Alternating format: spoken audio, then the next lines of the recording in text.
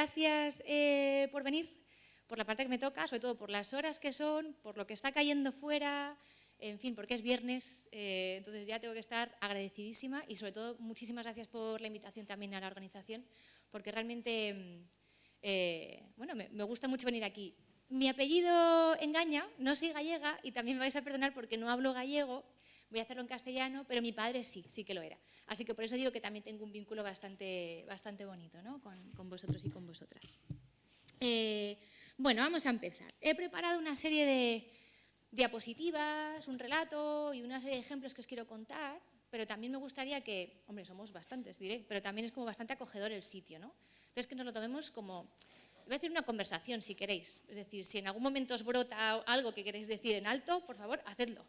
Y si queréis comentarlo, yo estaré encantadísima. Y si no, sentíos libres de coger un sitio cómodo y seguirme mientras comparto lo que he preparado para el día de hoy, ¿de acuerdo?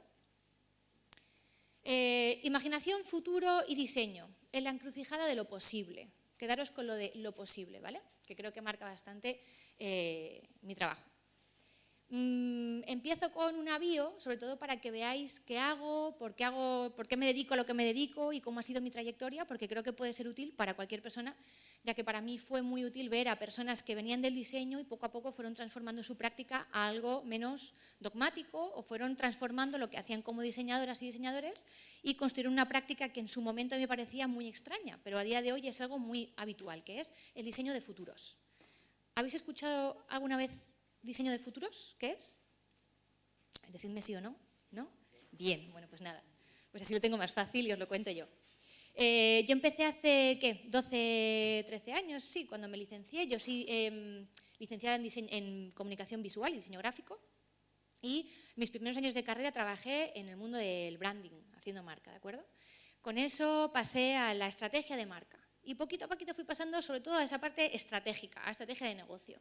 Y ahí, cuando pasaron 5 o 6 años, que me sentía realmente cómoda en ese territorio tan conceptual, ¿no? y pues eso, estratégico de negocio, encontré unas metodologías y unos enfoques de trabajo que se llaman prospectiva estratégica. Quiere decir que hacemos estrategia, pero de largo plazo.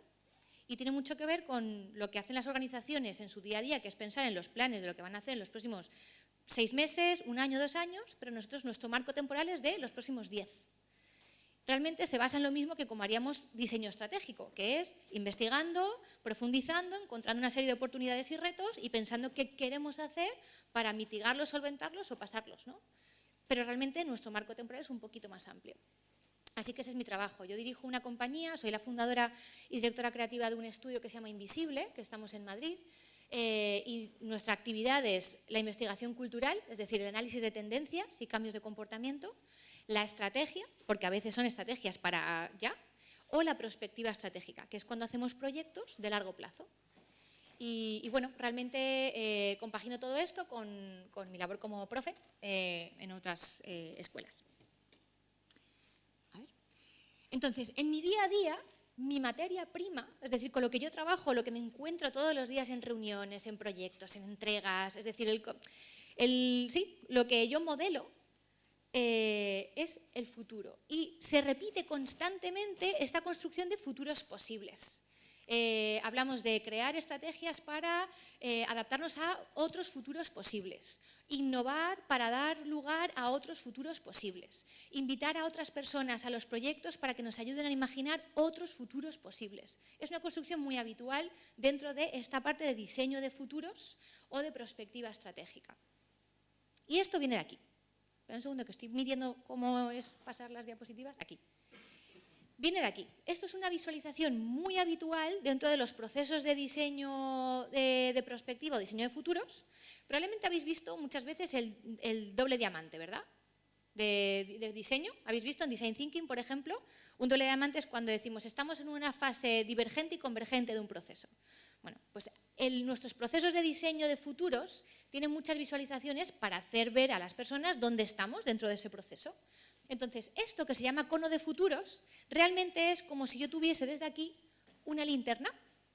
Entonces, este foco de aquí chiquitito es el presente y yo con mi linterna, conceptualmente, evidentemente, ilumino qué es lo que puede llegar a pasar en los próximos años. Y cuando digo ilumino, no es que yo esté iluminada y me lo invente, sino que aquí, en el presente, investigamos todo lo que está cambiando, que es lo que llamamos señales de cambio, es decir, cambios de comportamiento, cambios de expectativas en la gente, patentes, tecnologías, cambios sociales, políticos, etc. Yo los voy monitorizando y los analizo, y si junto todo eso soy capaz de proyectar que van a pasar una serie de cosas en el futuro, pero como no sé a ciencia cierta lo que puede ocurrir, yo digo que pueden pasar muchos futuros posibles. Hay distintas hipótesis de lo que puede llegar a ocurrir.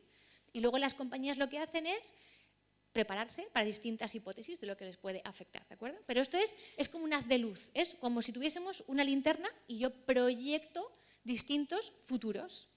Y esto que, para que veáis, para explicar mejor cómo es, pues luego lo que te hacemos es unos relatos de lo que puede pasar en esos escenarios de futuro, y para cada uno de ellos nos preparamos como compañía para adaptarnos. Es decir, a veces tenemos que hacer un nuevo departamento, a veces tenemos que adaptarnos a una nueva tecnología, a veces tenemos que hacer campañas de comunicación, porque tienes que adaptarte a esos futuros que pueden llegar a venir, ¿vale?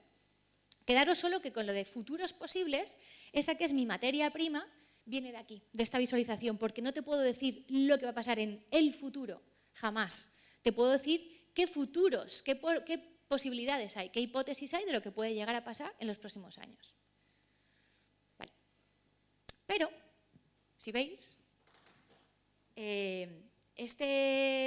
¿cómo decirlo? Este enfoque o esta visualización se dejaba una parte muy importante, que es también contar con otros futuros que creemos que son impensables. Porque este ejercicio de diseño de futuros o prospectiva, como repito, está muy basado en la investigación, pero no deja de ser generar una serie de relatos o de visiones de futuro que, aunque estén sustentadas, son historias que contamos de lo que puede llegar a ocurrir. Y ya que son relatos y son historias, ¿por qué no dejarnos o fantasear un poquito con la parte imposible, ¿no? La parte cuando estamos muy cerca de lo que es la ciencia ficción, el diseño ficcional, y eso bebe de la fantasía. Porque si estamos contando cosas que son muy, muy, muy parecidas a lo que vivimos hoy, no tiene sentido que yo trabaje con ideas de futuro. Porque estoy pensando en los próximos 10 años, pensad que hace 10 años, estamos en 2015, ¿qué estábamos usando? Pues TikTok no existía.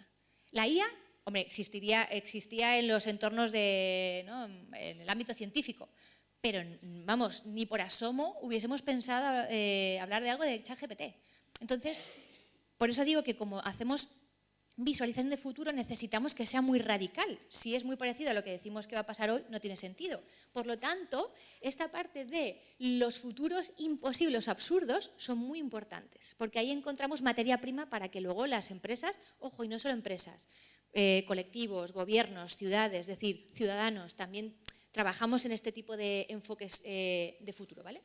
Bueno, pues eso, que tengamos en la mente otras cosas que pueden llegar a ocurrir, que a veces es muy, muy, muy difícil pensar que eso pueda llegar a ser posible. Y luego también está, lo más importante de esta visualización, diría que es llegar a los futuros deseables. Es decir, por mucho que digamos lo que puede llegar a ocurrir, es más importante lo que las personas queremos que suceda, porque eso moviliza. Es decir, si nosotros queremos que nuestra ciudad sea de determinada manera, llegar a trabajar de determinada manera, o en una organización, ¿no? Hacer nuestra actividad para conseguir tal hito y tal reto, eso moviliza tanto que vamos a hacer que eso sea posible, porque todas las personas que trabajamos ahí nos vamos a poner de acuerdo para hacerlo realidad. Entonces también hacemos esa parte de visión de compañía, qué queremos ser en los próximos 10 años, al margen de lo que pueda ocurrir en los próximos 10 años. ¿Bien? ¿Por aquí? Bien, vale. Entonces vamos a ir con esa parte imposible y absurda, porque me parece que es mucho más interesante para ser más creativos, más provocadores, más innovadores y sobre todo para estar más preparados para lo que puede llegar a ocurrir. Porque la historia nos dice que han ocurrido cosas, hoy estamos viviendo el resultado de cosas que nos parecían totalmente imposibles o de la ciencia ficción. Entonces vamos a ir a por ello. Y para eso, dejadme que saque el móvil, os voy a contar un cuento, porque si estamos diciendo que vamos a ir a la fantasía y a la ficción, creo que lo que mejor representa esto es que vayamos a por un cuento. Lo pongo aquí. Venga, pues vamos para allá. A ver qué os parece el cuento de fantasía. Bien. Dice, érase una vez 2 jóvenes hermanas, aprendices de magia, que anhelaban descubrir un antiguo libro de hechizos escondido en algún rincón del mundo. Una noche, bajo la luz de las estrellas, la mayor de ellas, decidida y valiente, consultó su bola de cristal, invocando a Jem, el oráculo, para preguntarle dónde encontrar el libro. Jem, con su voz etérea, le reveló que el libro aguardaba en una tienda oculta, más allá del bosque, en un mercado repleto de maravillas y que estaría dispuesto a ir con ella. Para atravesar el bosque, la hermana mayor utilizó el espejo de 2 caras. A través de él, un duende juguetón apareció y ofreciéndose a guiarle por el laberinto de senderos encantados. Su voz melodiosa y llena de promesas la llevó a través del verdor susurrante. Al llegar a la tienda, la muchacha encontró el libro. Agradecida, tocó la mano del tendero y con un tilín, una luz mágica brilló entre ellos. Su alegría era tan grande que el grito de emoción se oyó en medio mundo. De regreso a casa con el libro seguro en su mochila, utilizó el espejo de 2 caras de nuevo para asegurarse de que su hermana menor estuviese bien. Aunque la distancia las separaba, el vínculo entre ellas era tan fuerte que podía sentir su presencia reconfortante. Finalmente, al pronunciar las palabras mágicas «quiero ir a casa», una calabaza cercana se transformó en un carruaje que la llevó de vuelta a su hogar, donde la hermana menor la esperaba con una sonrisa. Juntas celebraron el éxito de la aventura. Fueron felices y pidieron perdices. Bien. Entonces, ¿por qué cuento esta chorrada? Que a mí me parece muy guay y de hecho me lo pasa muy bien haciendo este cuento. Porque esta historia, que podría haber sido un relato, una fábula de hace no sé cuántos siglos, ¿no? O un poco la fantasía o la literatura fantástica desde hace muchos años, hubiese sido una locura y algo impensable para las personas de la época. Pero lo cierto es que algo se está repitiendo. Es decir, la historia podría haber sido totalmente creíble hace muchos años. Hace 100 años esto se podía haber contado perfectamente, en los años 20, pero el cómo lo hemos intentado conseguir parece que estamos ahí, ¿no? Y esto me viene, o que lo quiero utilizar, cuidados con esto, para la siguiente teoría, que es que da igual el tiempo que pase y las tecnologías que estemos desarrollando o las experiencias que estemos desarrollando o diseñando, mejor dicho, para otros, que el ser humano, nosotros estamos intentando todo el rato que se parezca lo máximo posible a la magia. Es decir, cuanto más mágico es algo, que no tengas por qué preguntarte cómo ha funcionado, pero que funcione, o que no sepas quién lo ha hecho, pero que cumpla perfectamente con los requisitos y con la experiencia, parece que es lo mejor. Y pagamos miles de euros por cosas que parecen magia. Y Apple lo sabe muy bien. Apple sabe que el diseñar sus dispositivos no quiere ni que te preguntes, ni dónde se ha fabricado, ni quién lo ha fabricado, ni qué materiales ha usado, ni dónde se los ha comprado, ni la geopolítica que hay detrás. Ahora es magia. Y somos capaces de pagar 1.200 euros por un móvil, ¿no? Los AirPods, lo mismo. No sabemos si el litio que lleva dentro, o si eso es bueno o malo, o dónde está fabricado, o qué va a pasar con ello. Pero es magia, ¿no? Entonces, hay algo ahí interesante. Y lo que está pasando con la inteligencia artificial, de nuevo, es decir, no queremos saber ni cómo funciona, ni las tensiones que hay detrás, ni qué negocios hay, ni cuánta pasta hay, ni si tus datos están por ahí o no, ni de dónde son esas bases de datos. Pero es magia hablar con un agente, ¿no? Entonces hay algo ahí interesante que no es una teoría mía, sino que, por ejemplo, ya David Rose, que es un filósofo de la tecnología, habla o hace un análisis en este libro, que a mí la verdad es que me voló la cabeza, habla de lo siguiente, que esto es algo que persigue el ser humano a través del diseño, de todo lo que diseña constantemente desde el origen, de hecho, de hacer objetos diseñados, que es suplir o llegar a tener, gracias a lo que diseñamos, esas prótesis, es decir, cualquier elemento, ya sea tecnología, no digo tecnología digital, cualquier tecnología predigital, industrial o lo que sea, cualquier elemento cultural, quiere que el ser humano... Uy, qué mal se ve, ¿veis bien? Bueno, más o menos, no, ¿no? Uy. No me había dado cuenta. Bueno, yo os lo leo, ¿vale? Lo que persigue es llenar estos vacíos porque queremos ser seres sobrenaturales y nunca lo vamos a poder ser.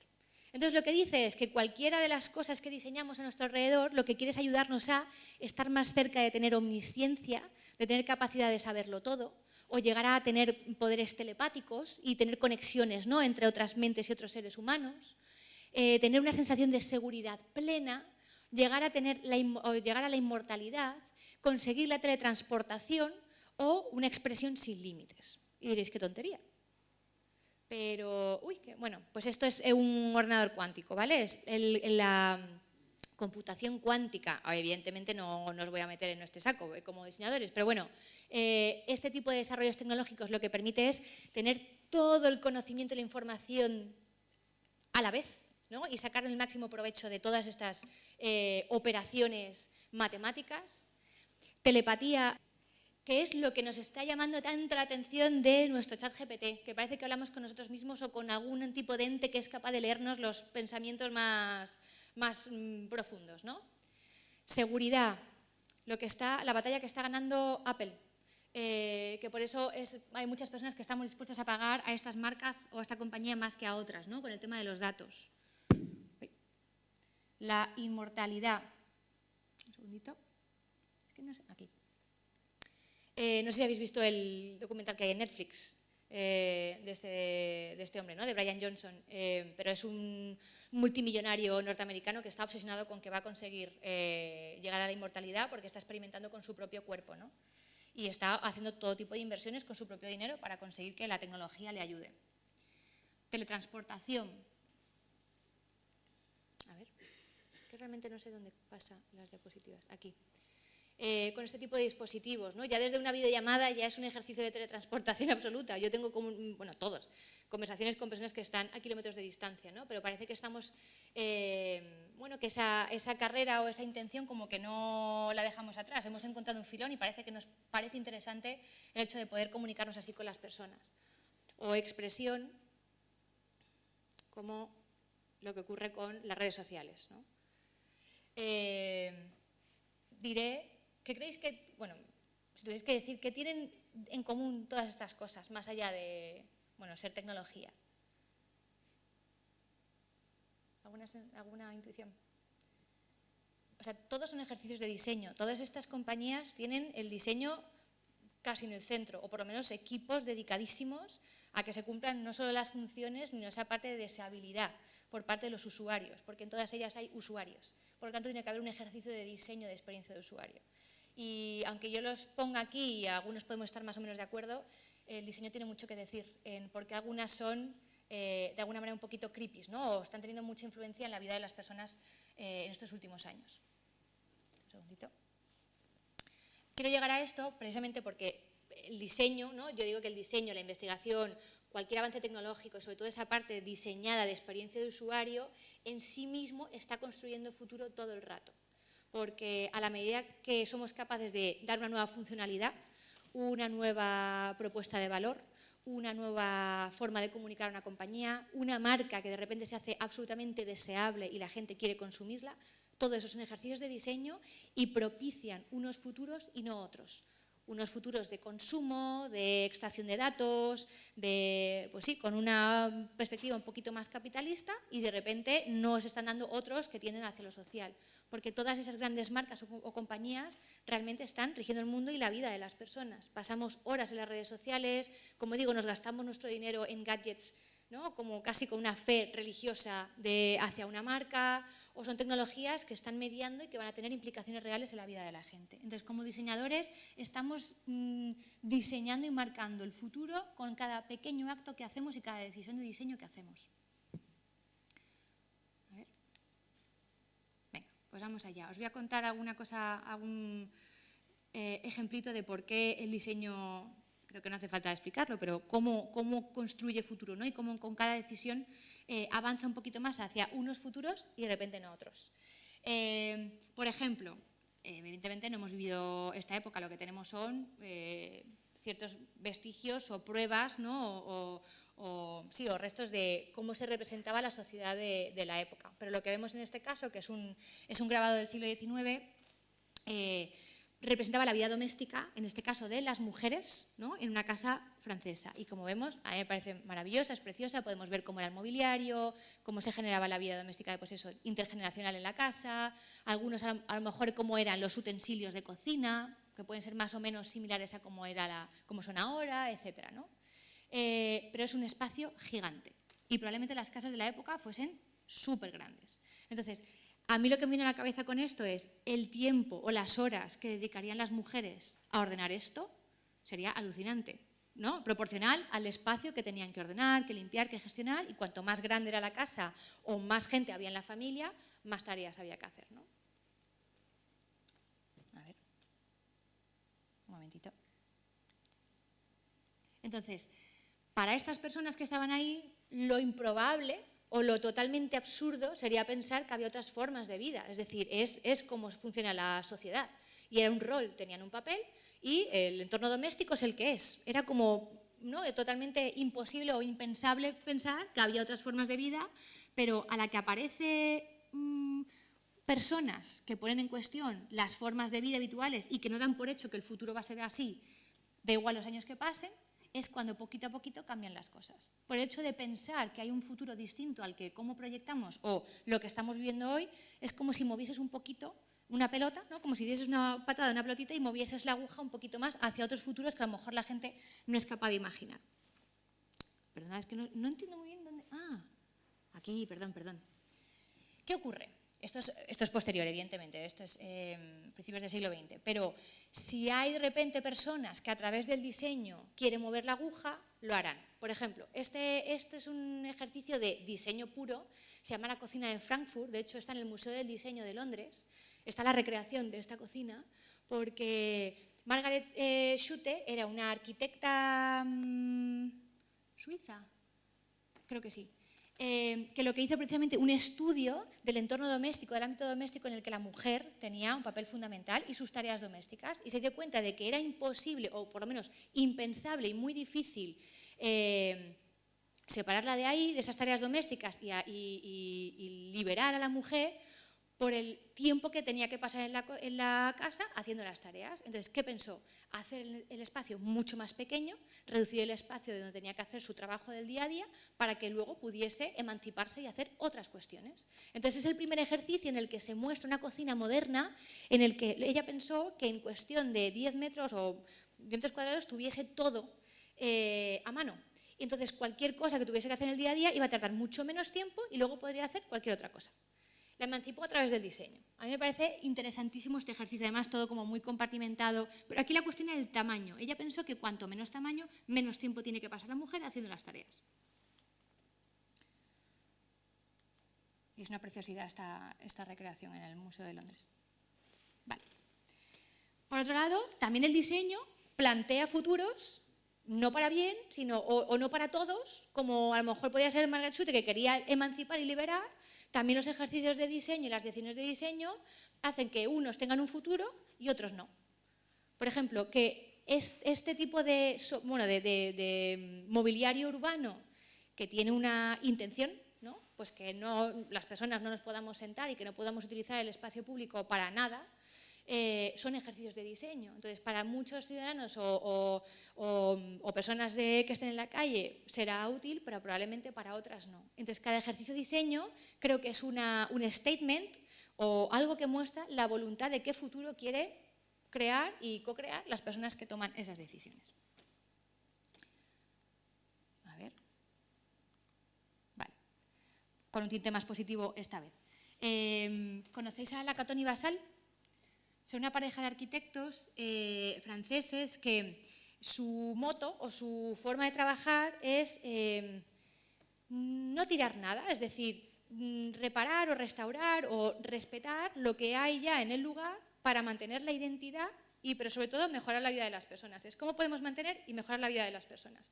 Pues ellos lo que hacen es este edificio es muy famoso porque es un edificio de protección oficial que en vez de derruirlo y empezar de nuevo y con el presupuesto y los materiales que tuviesen, hacer lo que normalmente sucede, que es pues casas o de baja calidad o con cierto nivel de precariedad, le han puesto un cascarón por encima. Lo que han hecho es que con este hicieron el cascarón y extendieron cada vivienda hacia adelante utilizando este tipo de cristaleras para adecentar o para mejorar o para dignificar la vida de esas personas. Entonces, es una decisión de diseño. ¿Qué ocurre? Como decisión de diseño y de arquitectura, este edificio, que ya va a estar para quedarse los próximos años, no deja de crear futuro de las familias que van a crecer aquí. Entonces, una decisión de diseño hace que propicie un futuro para los próximos 10, 20, 30 años de mejorar y dignificar la vida de las personas. Uy, perdón. Y yendo a algo mucho más cotidiano, probablemente, desde el diseño gráfico. Cada decisión de diseño hace que, parece una tontería, pero las personas que tienen que identificarse con esto cuando lo que están buscando es su sitio y parece que tienen que performar ese rol, es decir, claro, yo ya soy una persona mayor o llevo un bastón o tengo cualquier dolencia o discapacidad física, parece que ya la sociedad te pone en un lugar, ¿no?, casi especial porque hay un icono, hay un pictograma que te lo pone así. ¿Qué pasa si resignificamos el lenguaje gráfico de muchas de las cosas que utilizamos a diario para que de una manera inconsciente vayamos cambiando el rol que tenemos en la gente, en la sociedad, mejor dicho, y que personas, por el hecho de ser mayores o tener cualquier tipo de discapacidad, no sientan que están desplazados y que tienen un lugar especial porque no tiene por qué ser así, ¿no? Y el diseño gráfico, con su decisión de cambiar y de resignificar el icono, el pictograma, pues está haciendo ya suficiente. A ver, perdonad. Aquí. O en una campaña de comunicación, ¿no? Esto es Gucci. La moda, el mundo de la moda siempre ha sido como señalada como el lugar más frívolo, ¿no?, donde utilizar los iconos absolutamente normativos o excluyentes o casi inalcanzables, y que los diseñadores y diseñadoras de un equipo o que han hecho una campaña de marketing decidan que quieren utilizar o que quieren trabajar con personas precisamente no normativas, me parece que lo único que hace es aumentar el espectro de lo posible y romper con ciertos estereotipos, ¿no? Perdonad que... aquí. Por ejemplo, LinkedIn. LinkedIn es otro ejercicio de diseño, es una plataforma en la que trabajan miles de UX, UX y personas de UI. En fin, ¿por qué voy a decir esto? No. La cosa es que con la decisión de meter o diseñar una nueva funcionalidad en la que ya no solo premia la carrera profesional, sino que está bien visto y es una función que podemos empezar a usar, que podamos decir que hemos estado con una parada, ¿no?, profesional, un año sabático o cuidando y conciliando con nuestra familia, algo que antes no sucedía y el resultado era que cuando tenías que ponerlo te sintieses mal, como diciendo, tengo aquí un vacío en mi carrera, a ver cómo lo explico. Si una plataforma como LinkedIn y los diseñadores y diseñadoras de estos equipos deciden que esto lo quieren resignificar, de repente hacer este tipo de parones o de decisiones vitales de yo quiero estar con mi familia está bien visto. Y cambias el futuro de, bueno, lo que significa trabajar y lo que significaría también en los próximos años tomar decisiones vitales que no tienen solo que ver con el trabajo ni con la autoexplotación, diré. Y también ejercicios de diseño, marcas que crean elementos que usamos en el día a día que están pensados para ser reparados y reutilizados y no para usar y tirar.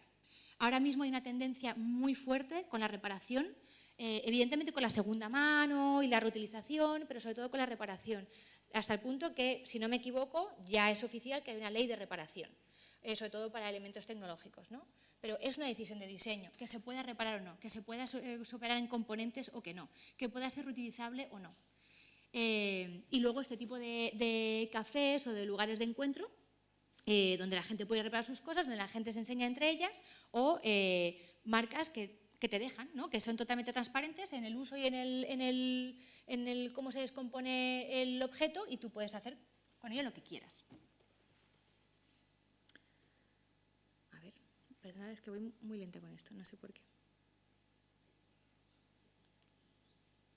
A ver. Vale. Por tanto, quiero cerrar como el círculo para que veáis que parece al principio muy marciano cuando explicamos que nos dedicamos al diseño de futuros, y la gente asocia, o al principio se piensa que lo que nos dedicamos es a decir lo que va a ocurrir y ya está, o que por qué el diseño tiene como una rama, una vertiente que se llama diseño de futuros, ¿no? Trabajar con algo tan abstracto, tan etéreo, tan conceptual, ¿no? Pero si tuviese que resumir de alguna manera mi trabajo en una frase es: soy diseñadora o soy investigo y diseño sobre las trayectorias históricas de donde viene el diseño. Es decir, yo me dedico a entender por qué vivimos como vivimos hoy, de dónde viene y mirar al pasado y, por lo tanto, proyectar y extrapolar con lo que está pasando hoy y los cambios que suceden hoy, qué es lo que podría llegar a ocurrir. Porque el diseño, además, está súper enraizado o está totalmente vinculado a la historia, a la sociedad y a las decisiones tomadas de épocas anteriores que a día de hoy estamos viviendo sus consecuencias. Lo que vivimos, lo que consumimos, cómo lo fabricamos, los procesos, las estéticas, los materiales, los gremios, las formas de trabajo, todo eso viene de mucho atrás. Entonces, mi trabajo es analizar históricamente de dónde venimos y proyectar con los cambios qué es lo que puede llegar a ocurrir. Y sobre todo porque si sabes de dónde viene, eres capaz de incidir en ello. Si sabes históricamente qué es lo que ha ocurrido, sabes cómo cambiarlo. Si no sabes de dónde viene, pues falta una perspectiva crítica. Pero si sabes de dónde viene el campo de diseño o esa práctica o esa decisión, como digo, esa estética, esa rama o esa forma de diseñar, eres capaz de incidir y, sobre todo, como dice Anthony Dunne y Fiona Raby, que ahora os enseño quiénes son, también puedes subvertir la forma de hacer diseño y, por lo tanto, subvertir la forma que tenemos de vivir, de comer, de movernos, de comunicarnos, de trabajar, de jugar. O sea, si eres capaz de incidir en esas trayectorias, en esas formas de pensar que se puede vivir de manera distinta, como diseñadores y diseñadoras incidimos en todo esto, en la vida diaria de mucha gente. Y me gustaría explicaros quiénes son Anthony Dunne y Fiona Raby, porque son los padre-madre precisamente del thinking que hay detrás del diseño de futuros, que es el diseño especulativo o el pensamiento especulativo. Os voy a enseñar una cosa. A ver, perdonad. Aquí. Tienen un libro muy famoso que se llama Speculative Everything y ellos son expertos en imaginar otros futuros posibles. Y sobre todo en poner en cuestión el cómo hemos hecho diseño hasta ahora, cómo hemos vivido hasta ahora y si podría haber otra forma de hacerlo. Y para ello, de hecho, el libro es maravilloso, pero han creado como esta especie de manifiesto o de forma de confrontar lo que llaman el diseño afirmativo, que es el que trabajamos, yo creo, la mayoría de nosotros y nosotras, de una manera como más como práctica del diseño, más comercial, y lo que ellos creen que debería ser el diseño del futuro. Por ejemplo, yo desde lo que lo estudié y cómo veo el ecosistema, ¿no? Decimos que estamos aquí para resolver problemas, el diseño como proceso tiene que generar respuestas para mejorar esos problemas, está al servicio de la industria, de alguna manera cambia el mundo, ¿no? Cambia las situaciones para que se adapte más a nuestras necesidades y nuestras demandas y hace exactamente lo que queremos, investiga para hacer diseño, diseña para producir, ¿no? Es decir, no para quedarse en un ejercicio especulativo, sino para producir y generar algo. El consumidor o el usuario sería el cliente final y un buen diseño, o hasta ahora se ha medido porque eso que se ha diseñado se consuma más y se venda más, sería como un éxito, ¿no? Y la innovación es como la forma o el mecanismo que tiene para mejorarse y para cambiar, para transformarse. Pues ellos dicen que no tendría que ser así, sino que ¿por qué no un diseño que solo está aquí para encontrar problemas? O sea, y no tendría que hacer nada más. El diseño es un medio, pero es el diseño como medio para entender el mundo, para hablar entre nosotros, para colaborar mejor o para generar espacios más habitables, pero es un medio, no es un fin en sí mismo. Dice que no está al servicio de la industria, sino estaría al servicio de la sociedad y de alguna manera nos cambia a nosotros para adaptarnos al mundo. A mí eso me parece muy interesante. Cambia mentalidades y formas de estar en el mundo para adaptarnos mejor. Luego, por ejemplo, no está tanto en las narrativas de producción, ¿no? De cómo producir procesos productivos, materiales, costes, etcétera, sino que estaría en las narrativas de consumo. Lo que querría entender es por qué la gente consume lo que quiere consumir y de dónde viene, esa parte sociológica y antropológica del diseño. Luego, que sería investigar a través del diseño, es decir, no investigamos para diseñar mejor, es a través del diseño participativo, el pensamiento de diseño, el design thinking, etcétera, estaríamos utilizando para entender mejor al usuario o al cliente. Y luego, por ejemplo, en vez de pasar del diseño para la producción, sino diseñar para debatir. que no haya que producir nada. Simplemente lo hacemos para entendernos como sociedad. El consumidor y el usuario no sería el target final, sino que sería el ciudadano o ciudadana, y un buen diseño no es el que nos hace comprar más y consumir más, sino el que nos hace pensar mejor, o el que nos hace pensar, al menos. Entonces, yo recomiendo 100% este libro cuando lo que queremos es agitar nuestra práctica del diseño y a lo mejor cambiar un poco las razones por las que trabajamos. Y esto, por eso os decía que suena un poco marciano cuando digo que me dedico al diseño de futuros, pero en sí mismo es una práctica que bebe de muchas otras disciplinas, ¿vale? El diseño de futuros, ¿cómo decirlo? Es una bolita que está ahí en el centro que se llama Design Futures, y esto es un, ¿cómo se dice? Es un false friend, porque no, aquí en castellano le decimos diseño de futuros, pero en inglés se puede entender como los futuros del diseño. Prácticamente es lo mismo, o el enfoque sería similar. Los futuros del diseño tienen un enfoque más académico porque quiere analizar la práctica del diseño, y el diseño de futuros es como lo que hacemos a nivel de consultoría para grandes marcas, porque queremos entender contextos de futuro. Pero básicamente estamos en el medio. ¿De qué bebe? Como veis, hay una bola grandota que es diseño, es decir, la práctica del diseño es el ADN del diseño de futuros. Tiene mucho de estrategia, porque como hemos dicho es para hacer algo, es decir, para movilizarnos, para cambiar las cosas, para entender qué podemos cambiar a partir de ahora cuando entendemos qué es lo que puede llegar a pasar, o qué es lo que queremos que pase, mejor dicho, y se toca casi con el arte. Porque para pensar distinto, o para pensar, como hemos dicho, en los posibles absurdos, tenemos que tender a hacer o tener una actitud casi artística o procesos artísticos. Y luego tiene otros componentes que son diseño especulativo, diseño crítico, los estudios de futuro, que es como la parte teórica de todo esto, diseño de ficción o design thinking. Entonces, personas que nos dedicamos a esto, venimos de estos mundos, ¿vale? Y ya por último, para terminar, si puedo, es que sigo sin entender de dónde paso yo las slides. Aquí. No, una antes. Vale. Para terminar, lo que quería decir es que independientemente de mi forma de trabajar, mi taxonomía, mi rol, ¿no?, como diseñadora de futuros, creo que cualquier persona que se dedique a cualquier ámbito creativo, pero especialmente en el mundo del diseño, ya está creando futuros.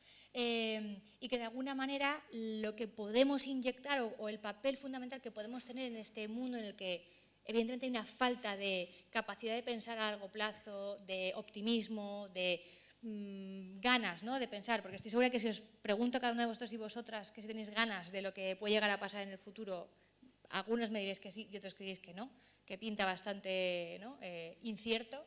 Pues nosotros como práctica creativa creo que podemos incidir y podemos inyectar muchísima imaginación, formas de trabajar distinto, cambiar la aguja de cómo se ha hecho hasta ahora las cosas, las formas de consumir, las formas de vivir, las formas de movernos, de comunicarnos, de vestirnos, ¿no?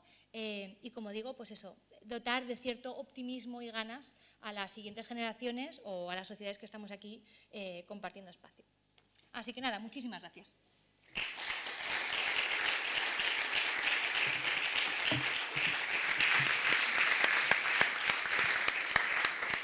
Gracias.